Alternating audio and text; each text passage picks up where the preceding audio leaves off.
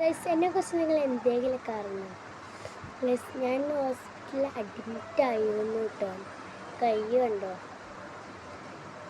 എന്തോ ഞാൻ രാത്രി നോമ്പ് ഫുള്ള് കഴിച്ചതിനില്ലേ ഇതാണെന്ന് തോന്നുന്നുണ്ട്. ഫുള്ള് കഴിച്ചതിന് നോമ്പ് തുറന്നു കഴിഞ്ഞ് എന്തോന്ന് കടിച്ചാകെ പ്രശ്നമായി. ഇവിടെയൊക്കെ ആകെ എൻ്റെ 3 ദിവസം ഇങ്ങനെ കെട്ടി നിൽക്കാൻ പറഞ്ഞിട്ടുണ്ട്. ആകെ കെട്ടിയിരുന്നു.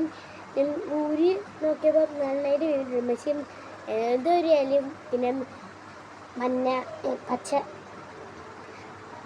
പച്ച മഞ്ഞളും തേച്ചാണ്ട് അരച്ച് കെട്ടിത്തന്നാണ് ഇങ്ങനെ.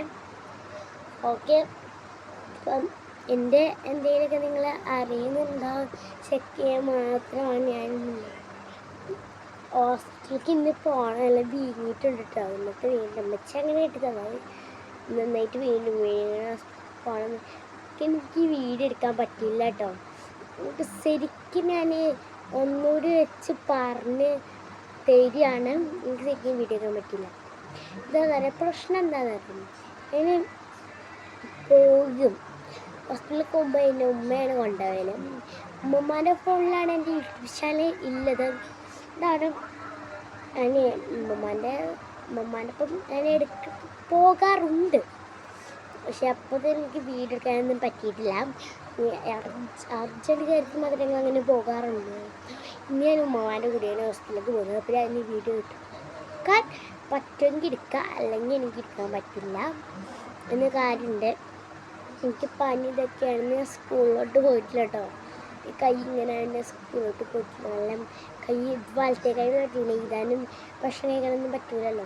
നല്ല വീങ്ങിയിട്ടുണ്ട്. ഇവിടെ ഈ വിരലാണ് കടിച്ചത്. നല്ല വീങ്ങിയിട്ടുണ്ട്. ഉമ്മച്ചി കെട്ടി തന്നാൽ കുഴപ്പമില്ല.